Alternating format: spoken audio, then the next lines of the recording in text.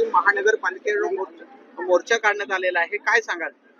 हे खेळाचं मैदान वाचवण्यासाठी महानगरपालिकेवर जो मोर्चा म्हणण्यापेक्षा आम्ही आमचं म्हणणं मांडण्यासाठी इथं आलेलो आहोत.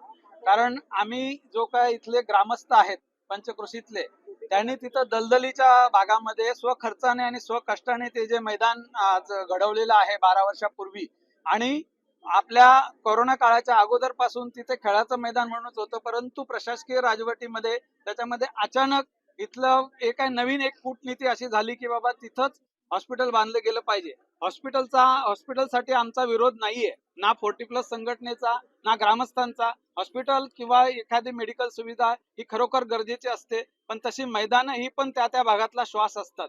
आणि हॉस्पिटलसाठी इतरत्र जागा उपलब्ध असताना सुद्धा मुद्दाम त्याच ठिकाणी एक तयार झालेलं सुंदर असं मैदान जे आहे, जे आज आपल्याला बऱ्याच सुविधा देतं, त्याच जागेवर हॉस्पिटल बांधण्याचा जो चंग बांधलेला आहे त्याचा निषेध करण्यासाठी आणि आमचं म्हणणं आज या महासभेत संपूर्ण प्रशासनाकडे पोहोचवण्यासाठी आम्ही इथं जमलेलो आहोत. त्याला मोर्चाचं स्वरूप म्हणजे आता मॉब असल्यामुळे तुम्हाला मोर्चा वाटत असेल, परंतु हा मोर्चा असं नाही. आमचं एक जे म्हणणं आहे आणि खरंच रास्त आहे की हॉस्पिटलला आमचा नक्कीच विरोध नाहीये.